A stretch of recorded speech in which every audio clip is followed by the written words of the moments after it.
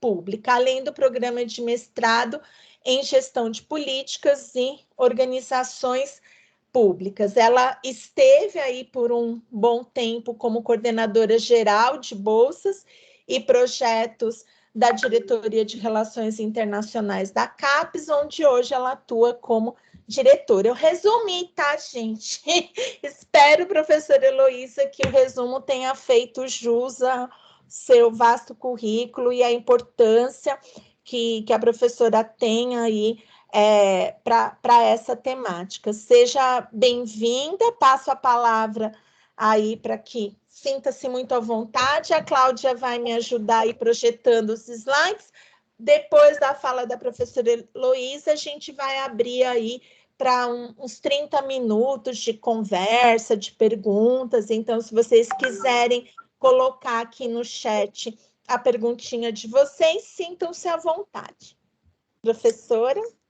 Olá a todos e a todas, só um pequeno ajuste. Na verdade, eu retornei para a Universidade Federal de São Paulo, saí da CAPES no ano passado, da função de diretora, e foi nesse momento que eu entrei como colaboradora da San Judas para o programa de mestrado profissional em engenharia.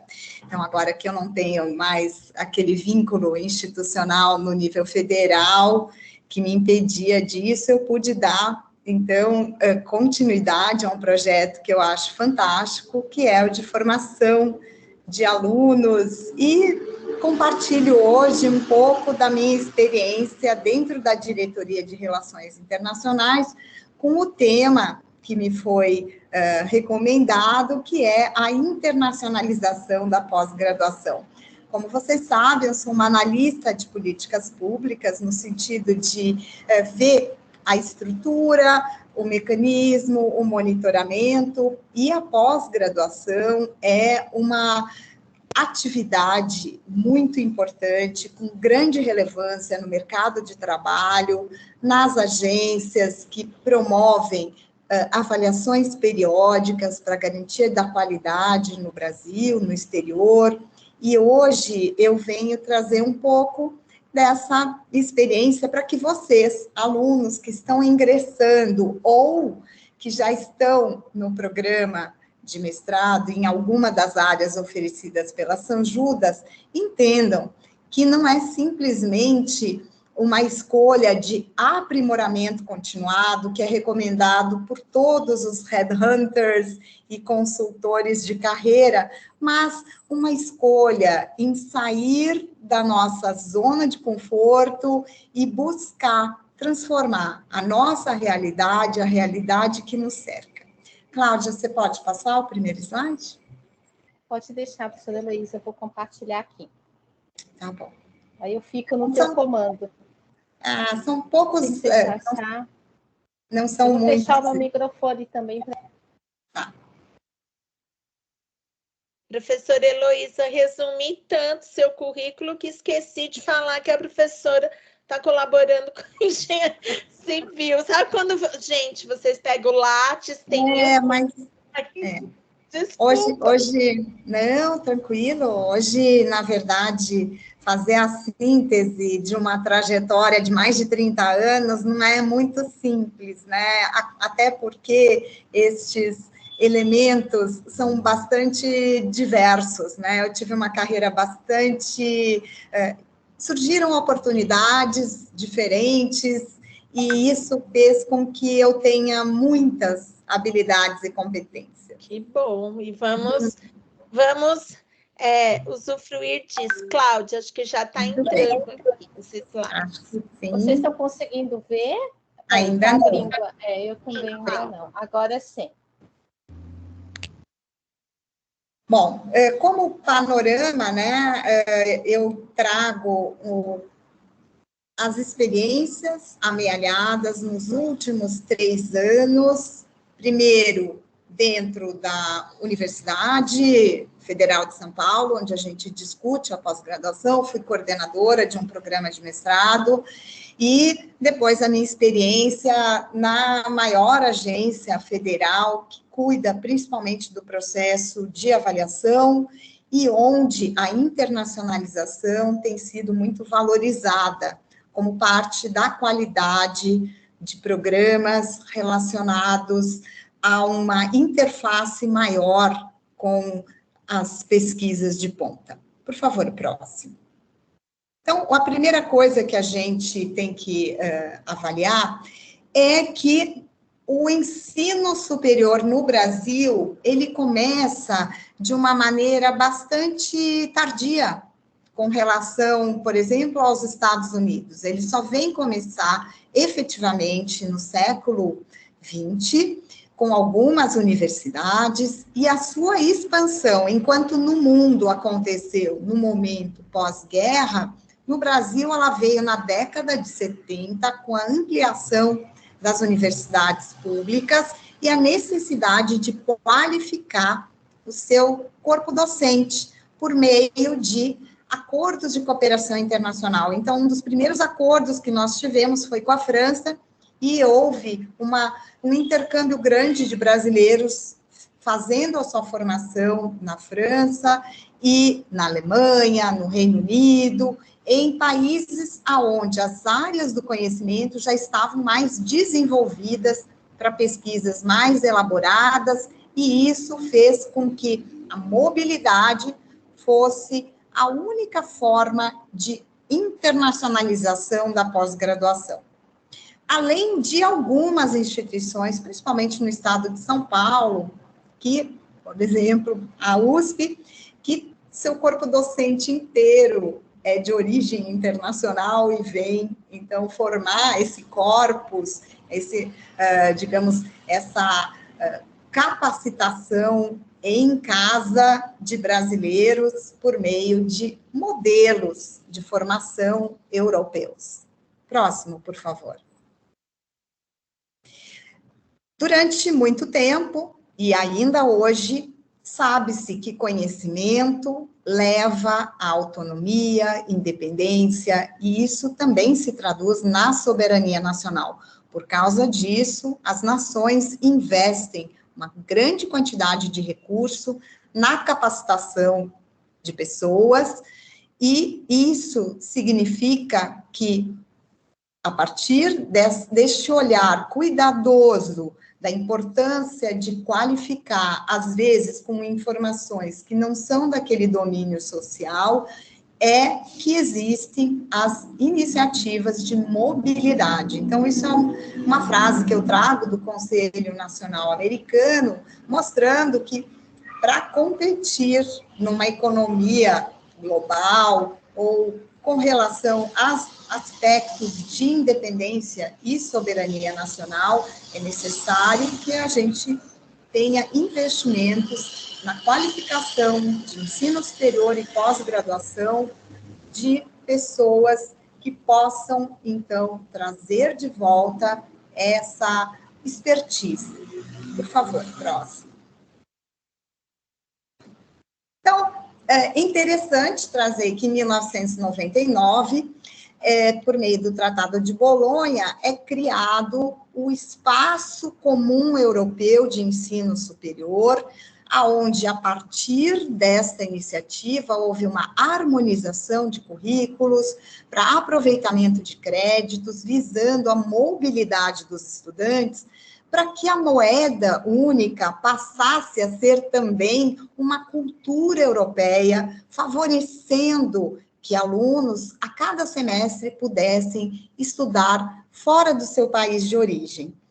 E isso fez com que houvesse um movimento nas instituições para se destacarem para aqueles alunos que não eram daquele local, colocando bastante ênfase na pesquisa e na integração de um ambiente mais internacional durante o processo, o que faz com que hoje projetos como Erasmus, Erasmus+, Leonardo, sejam uma realidade na Europa.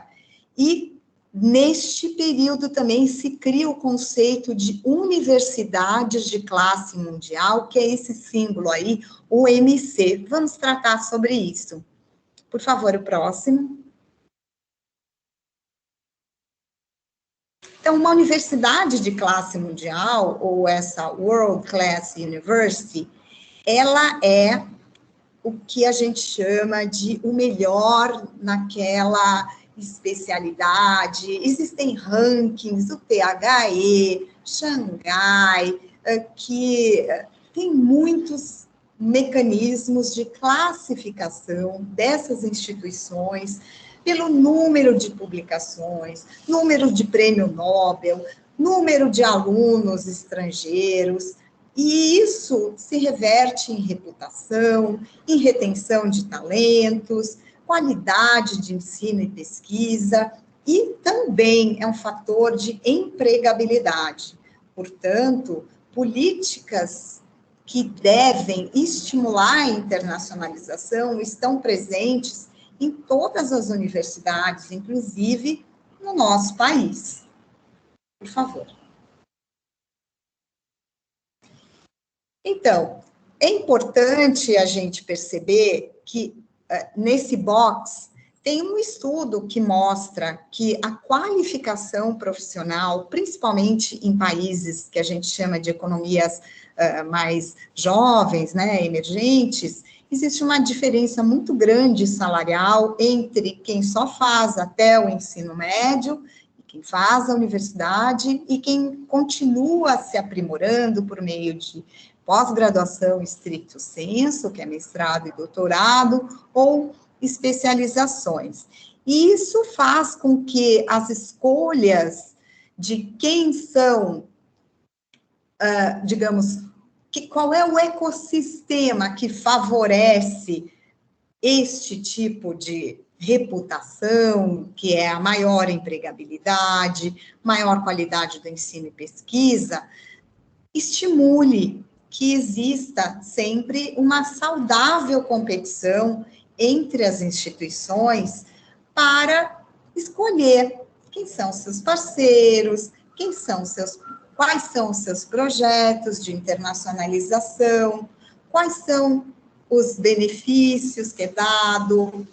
A própria São Judas tem muitas iniciativas de internacionalização com nanocréditos de graduação e outras que são diferenciais na hora de um aluno fazer a sua escolha de formação. Próximo. Bom, a concepção de internacionalização pode ser um pouco distinta, de acordo com uma série de elementos. Então, estudos mostram que existe uma concepção política que defende que a internacionalização é uma resposta para um sistema econômico, político, aonde a gente tem destaque para a formação intelectual. Existe uma outra concepção que é cultural, que diz que por meio de conhecer outras culturas e valores, é possível ser mais tolerante, mais empático e ter, na verdade, uma visão mais, digamos, ampla da realidade. Sabe-se que vários programas que começaram no Brasil para trazer estrangeiros, como, por exemplo, o PEC-G de graduação e o PEC-PG de pós-graduação, eles formaram líderes de países onde não existia universidade, como países da África, na década de 70, 80 e 90. E também criaram o que a gente chama de um soft power, alguém que veio para o Brasil, viveu aqui, leva um carinho muito grande e sempre poderá ser um bom parceiro no futuro, seja em questões sociais, políticas, econômicas. Isso é uma coisa que a gente percebe. Os alunos e professores que têm a oportunidade de viajar para outros países num momento de formação e se inserir naquela realidade, eles voltam com uma lembrança muito boa desse momento, dessas experiências, e isso faz com que a gente pense no que a professora Sandra falou, da tolerância, da paz. O próximo. Próximo, muito bem. Mas, opa, perdão, a gente pulou um, Cláudia. Então, a outra concepção de internacionalização, ela está ligada ao que a gente imagina na pós-graduação, que é a justificativa acadêmica, porque por meio de outras técnicas de pesquisa, outros autores, outro referencial, outra bagagem de conhecimento, as coisas funcionam de forma sinérgica. Então, a gente soma ao trocar ideias, e é por isso que a gente estimula tanto a participação de alunos em eventos, tanto nacionais quanto internacionais, a avaliação pelos pares, o julgamento, a depuração de ideias, faz com que uma pesquisa consiga alcançar voos muito mais altos do que ela era previamente planejada. Próximo.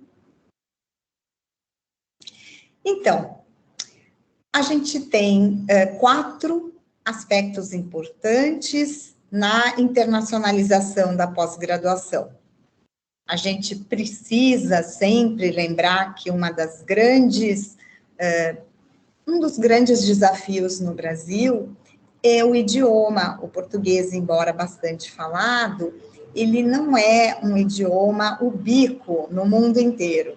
Embora temos países na África, tem a Europa, alguns países, até mesmo na Ásia, de vez em quando, mas hoje se aceita que o inglês seja uma das línguas que se recomenda um aluno de pós-graduação aprender, porque ela é gramaticamente mais simples do que as línguas latinas e é uma língua que realmente, até pelo modelo econômico de desenvolvimento da civilização atual, ficou bastante disseminada.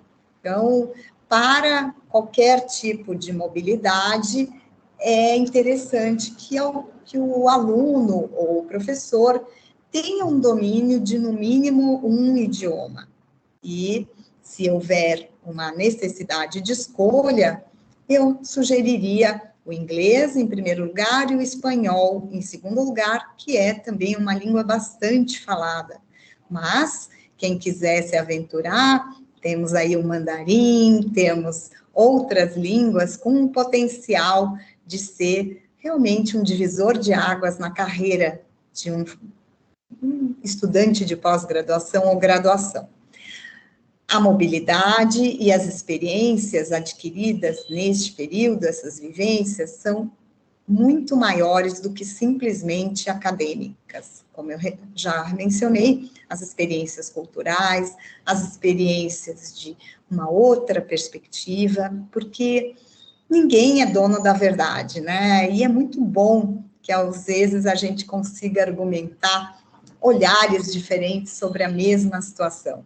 Eu sempre me remeto a quase uma metáfora, né? Que são vários cegos olhando um elefante e cada um está tocando numa parte, um toca na tromba e diz, nossa, é algo que parece uma cobra bem larga, o outro está tocando na perna e diz, nossa, esse é um tronco. E acontece isso em grupos de pesquisa internacionais, cada um vem com a sua bagagem e é capaz de montar o elefante como um todo. Novos conhecimentos, técnicas e, principalmente, o que se valoriza muito, redes, grupos de pesquisa que regularmente trocam suas ideias, apresentam seus experimentos, discutem os resultados na tentativa de resolver problemas que são de interesse comum. Próximo. Bom, a pesquisa colaborativa, pegando a parte da rede, é indispensável, tanto dentro do próprio programa de pós-graduação, dentro da mesma instituição, nível nacional e nível internacional. É colaborando que a gente consegue não ser, por exemplo, ter que inventar a roda. Às vezes alguém já tem alguma pedra meio polida que pode te ajudar a continuar a trajetória de investigação. Isso também me lembra sempre, já que a professora Sandra falou de história, as primeiras universidades, formadas na Idade Média, onde os professores eram itinerantes, eles davam módulos, que é o que eu gosto, né? É a lógica do Erasmus. Então, você fica um pouco em cada lugar, passa o seu conhecimento, deixa multiplicadores, revisita esse lugar depois de um tempo. Interessantíssimo. Então, a colaboração internacional e a ideia de troca de experiências, mesmo que seja virtual, remete às origens desse universo que era ter pessoas com diferentes backgrounds, culturas e línguas. E, principalmente, problemas muito complexos, não conseguem, muitas vezes, em um período de tempo definido, que é um projeto, serem resolvidos por apenas um olhar. Então, a ideia de projetos colaborativos, eles fazem com que algo mais difícil para um único indivíduo realizar se torne possível. Próximo.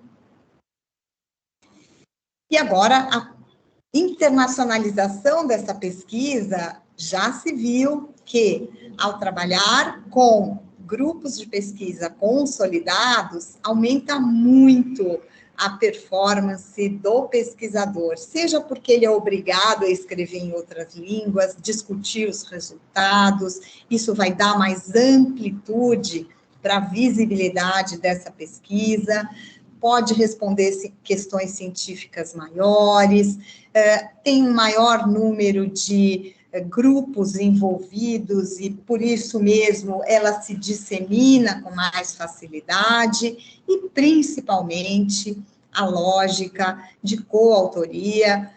Quem vai para uma formação acadêmica, muitas vezes, tem por objetivo ingressar no ensino superior como professor. Então, redes de cooperação internacional que levem a publicações sempre são a cereja do bolo de qualquer um que queira a carreira acadêmica. Próximo. E aí a gente tem alguns indicadores que ajudam a qualificar a pesquisa no nível mundial, institucional e individual, que são as coautorias, o fator de impacto, que tem a ver a credibilidade e reputação daquela instituição, as relações interdisciplinares e multidisciplinares, ou seja, pesquisas em área de fronteira sempre têm maior impacto, porque elas são olhares combinados de especialistas e são muito ricos. Então, elas são capazes de superar a barreira disciplinar da ciência. Próximo. Isso é uma reflexão que trata da internacionalização da pós-graduação nas instituições de ensino e de pesquisa, porque no Brasil, assim como em outros países, existem alguns lugares que não tem ensino, só tem pesquisa. Então, Embrapa é um deles, INPE, existem vários locais aonde alguém, Fiocruz, vai fazer uma pós-graduação, mas que não está ligada a uma graduação. E aí, o que dá essa maturidade? Fatores históricos, a verdade, o tamanho, a idade, a missão, os tipos de programas, são acadêmicos, profissionais, e, infelizmente, no nosso Brasil, que é muito desigual, a localização geográfica. Então, a gente tem quase todos os programas que são chamados 6 e 7, por ser muito internacionalizados, eles estão numa região litorânea, sudeste, sul, e poucos na região norte e no centro-oeste. Então, isso é uma coisa que ainda acontece, mas à medida que surgem políticas específicas, ou que pessoas daqui saiam para, digamos, nuclear programas que são ofertados inicialmente em rede, é capaz de transformar. Então, também os recursos, né? Se é capital próprio, se depende de agências de fomento, fundações de apoio. Próximo, Cláudia. Mas, com relação a, digamos, categorias, eu classificaria em 3 níveis. Uma pós-graduação internacionalizando-se. O primeiro inicial, mostrando mobilidade, publicações em conjunto. Um intermediário, onde existe já um acordo, existe cotutela, que é um orientador no exterior, um orientador no Brasil, e, eventualmente, dupla titulação por uma instituição internacional e uma brasileira, até o nível que a gente chama de maduro, onde existem políticas definidas e monitoradas com relação às estratégias, aos temas principais, e deixa de ser aquele contato individual. Próximo. Apenas individual, né? E como a gente tem acesso à internacionalização?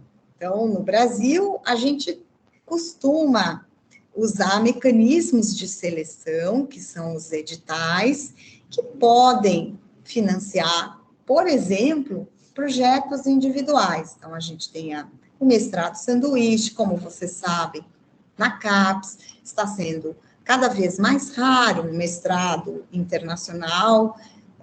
O foco hoje é doutorado, pós-doutorado, professores visitantes, mas também temos apoio a eventos no exterior.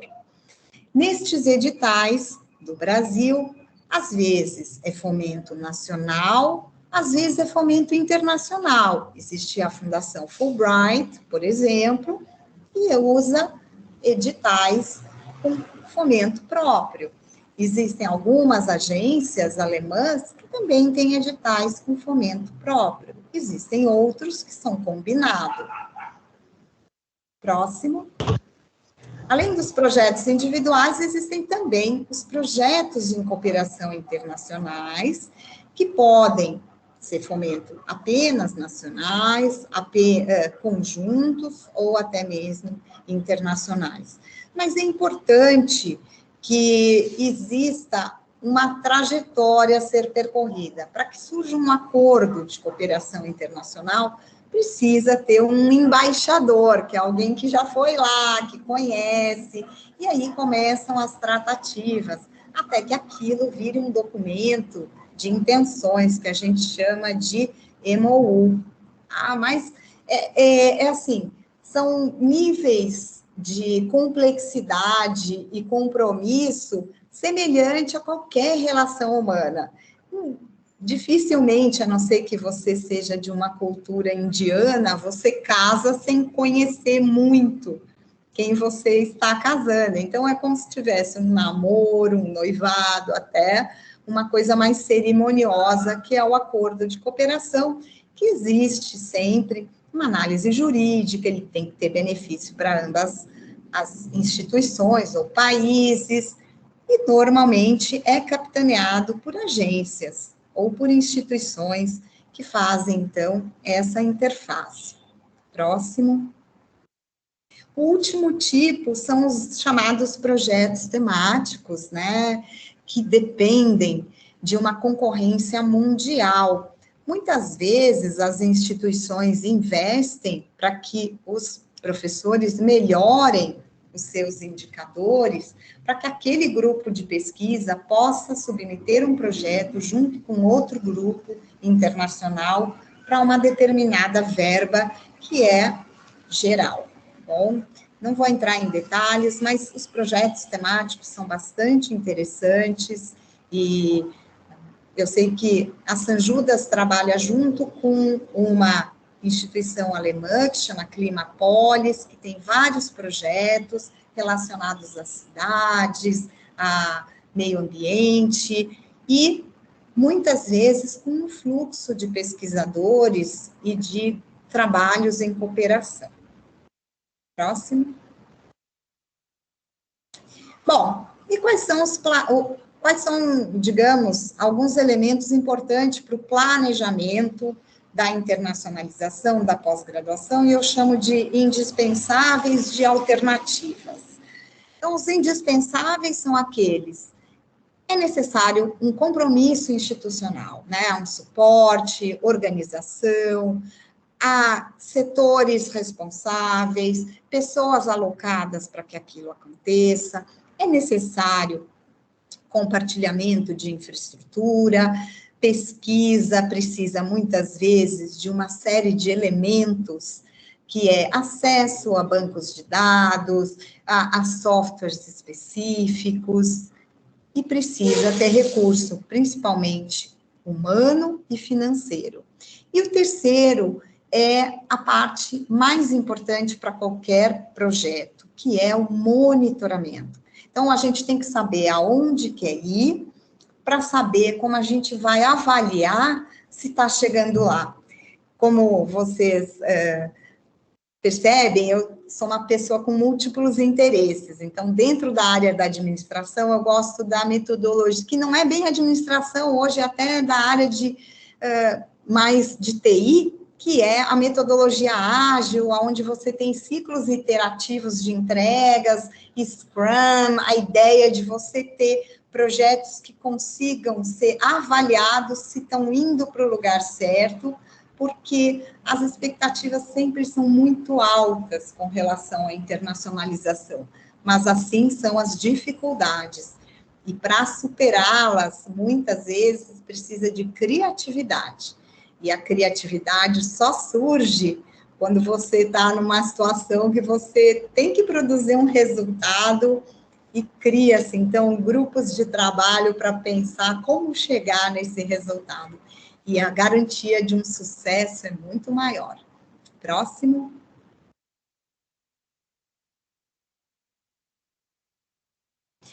Já no caso das alternativas, muito bem, definir que eu quero internacionalizar, mas qual vai ser a minha ferramenta? Qual vai ser o meu mecanismo preferencial? Vai ser a mobilidade?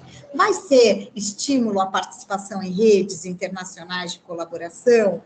Vai ser em instituições não governamentais que tratem de temas globais, como, por exemplo, o Pacto Global da ONU, etc., também pode ser por meio de produtos acadêmicos. O que eu quero focar? Eu quero publicação internacional, quero coautoria, quero ser key speaker num evento da minha área de competência, que é muito importante, porque dá reputação, dá visibilidade. Eu quero mandar muitos trabalhos para congressos. E existe hoje uma grande, digamos, existem muitos caminhos para se chegar a um bom projeto de internacionalização, dependendo do objetivo. Próximo. Bom, e aí termino com uma frase que não é minha, claro, todo mundo sabe, mas internacionalizar é preciso, mas viver não é preciso no sentido de eu tenho uma resposta pronta, não é algo preciso, eu tenho que criar, inventar, transformar, fazer e acontecer. Não tem receita de bolo, essa é uma das minhas frases mais importantes, porque nada é consolidado. Traga um desafio e juntos a gente acha uma solução. Vocês estão hoje querendo finalizar o seu projeto de mestrado ou iniciar um projeto, vai ter muita coisa legal, vai ter momentos de pura resiliência, resignação, que nada deu certo, e o dia seguinte nasce para que você tenha vontade de começar tudo de novo, tá bom? Muito obrigada. Por favor, o último. E aí está o meu e-mail de contato para quem quiser alguma informação no futuro. Muito obrigada, professora Heloísa, professora Cláudia.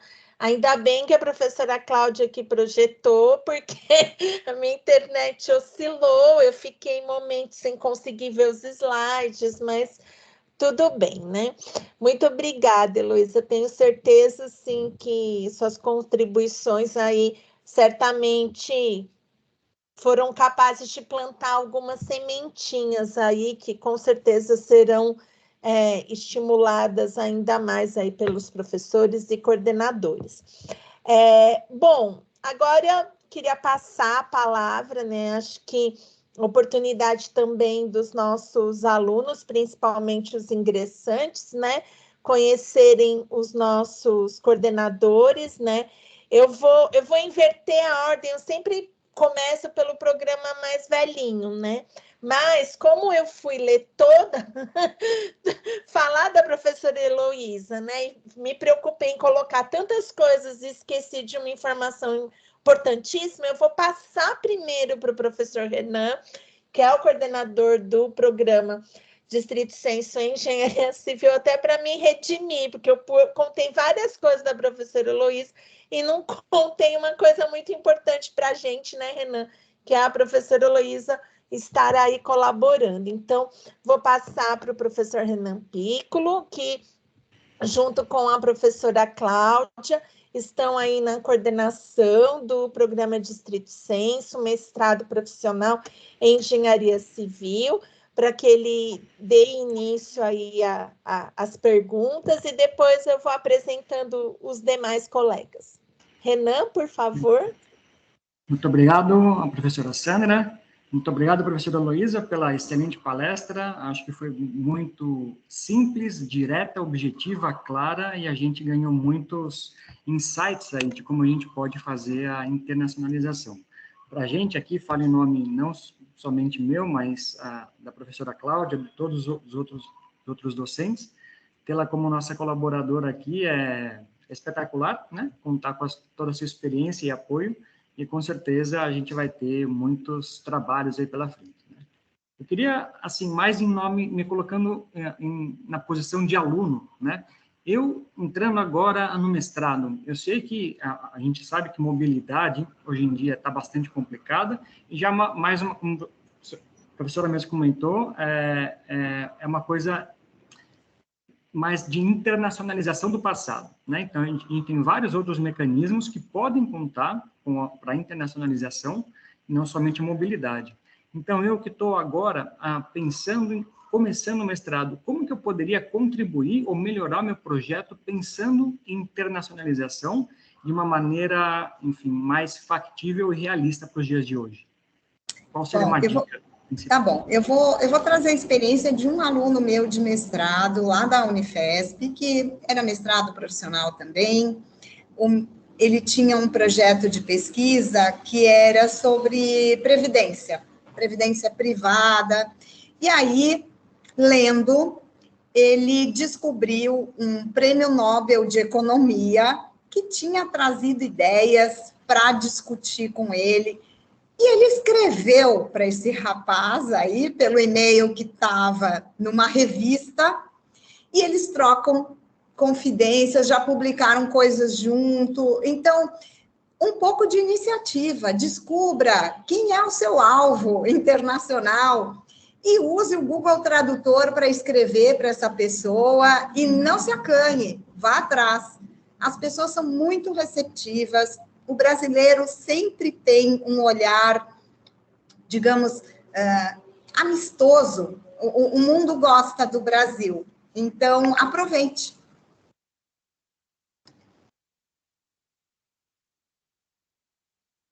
Renan, seu microfone está fechado, Renan. Obrigado, senhora. Bom, a resposta muito direta e muito simples também, né? Acho que a gente ter essa iniciativa aí realmente é importante, de forma que a gente consiga encontrar esses pares internacionais para contribuir com o trabalho, né? Bom, muito obrigado, professora Heloísa, professora Sandra, mais uma vez com você. Obrigado. Obrigada, Renan, obrigada, Cláudia, e bem-vindos a todos os alunos da Engenharia Civil. Vou passar até, a professora Heloísa falou do projeto aí, né, do Climápolis, aí A professora Ana Paula Cury contribuiu aqui com algumas informações no chat. Então, vou passar para o professor Fernando Vasques, que junto com a professora Eneida estão na coordenação do programa Distrito Senso em Arquitetura e Urbanismo, e juntamente aí com a Engenharia Civil, aí tem uma ligação bastante forte com esse projeto. Vasques, por favor. Obrigado, Sandra. Um prazer tê-la conosco. Muito obrigado, professora Heloísa. Agradecemos muito seu otimismo e sua apresentação hoje. Acho que os alunos veem aí, ou poderiam ver, a partir dessas suas palavras, uma luz para os processos de internacionalização. Contudo, eu gostaria de levantar um pouco de polêmica a partir de uma... Hoje eu recebi a Folha, como sempre, e temos duas páginas bem interessantes da Folha. A primeira diz: alunos de ensino médio de São Paulo têm desempenho mais baixo da história. Média de matemática de quem termina o nível básico equivale ao 7º ano. Mas, curiosamente, na página de atrás da mesma notícia, como se fosse uma moeda de duas caras, vem uma outra que diz: USP, Unesp e Unicamp formam menos mestres hoje. E menos mestres que em 2011. Perdimos uma década. Não, assim... E o processo de decaída começou aproximadamente após o governo Dilma, isto é, com o governo Temer, e se incentivou com o governo atual que temos, que, como todo mundo sabe, é um desastre para qualquer coisa que tenha a ver com cultura, com ciência, com educação. Mas, fora isso, minha pergunta é realmente por você ter participado de processos de políticas públicas e conhecer de dentro o próprio aparato da política pública de internacionalização para o país, quando, evidentemente, a própria trabalho científico interno está sendo deteriorado. O que podemos esperar da internacionalização, que fica bem mais longe? Bom, professor Vasques, é um desafio, porque a gente tem muitas narrativas com relação às políticas de educação. Se a gente for pegar, né, o plano de educação, ele tinha uma estatística prevista para mestres e doutores, e, de alguma maneira, o número de mestres já foi atingido desde 2016, se eu não me engano.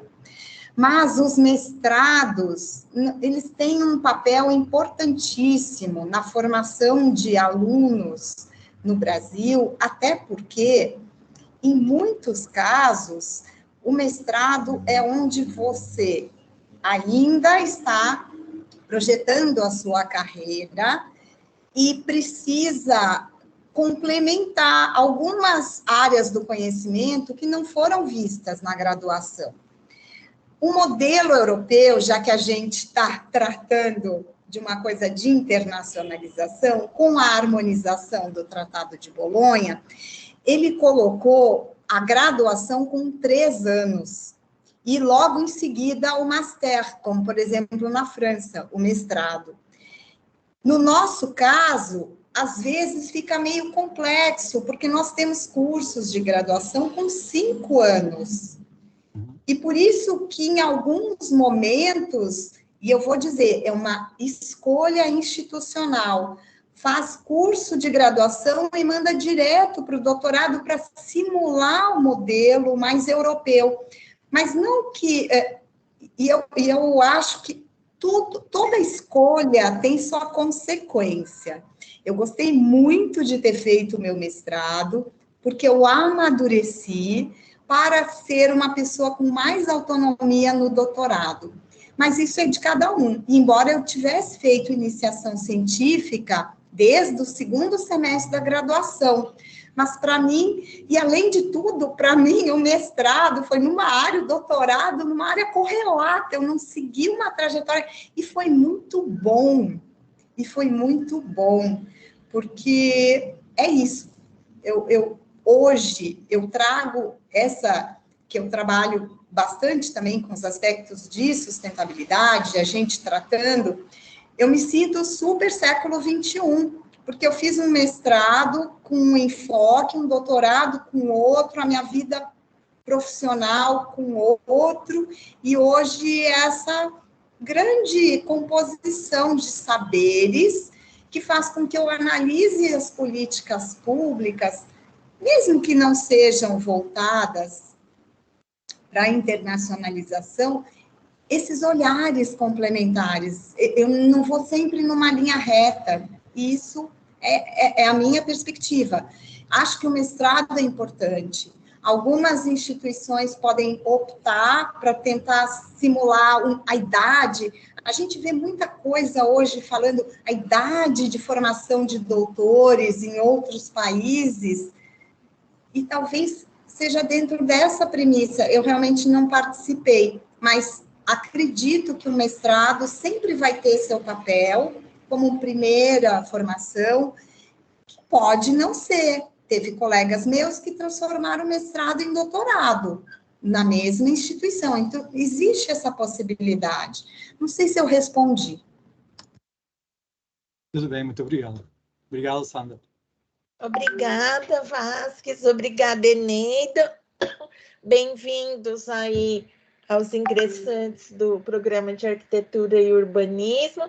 Aí, normalmente é sempre o primeiro da fila que eu chamo, mas agora eu vou chamar o terceiro da fila. Vou chamar a professora Maria Luísa Miranda, que junto com a professora Elizabeth Freire estão na coordenação do programa de Estrito Senso em Educação Física, que é o nosso estrito senso mais maduro, assim, é o primeiro estrito, né, que se estabeleceu aí na São Judas. Professora Heloísa talvez saiba, né, engenharia é o mais jovenzinho, né, por isso que eu sempre acabo chamando a educação física. Hoje eu mudei tudo. Miranda, passo a palavra para você, por favor. Obrigada, Sandra. Obrigada, professora Heloísa. Eu acho que sua palestra foi essencial para todos, né? Acabamos há pouco de conversar com os alunos antes da sua palestra, e uma das coisas que eu falei é que eles não poderiam perder nenhuma das palestras que fossem oferecidas pelos programas, pela diretoria, porque é um momento ímpar de poder conversar e escutar, né, pesquisadores e pessoas que podem nos ajudar. Eu acho que suas colocações, realmente, como o professor Renan falou, nos fazem refletir muito sobre várias coisas. Eu acho que nós temos algumas iniciativas já bem consolidadas, né, mas seguramente cairiam dentro da categoria do planejamento de políticas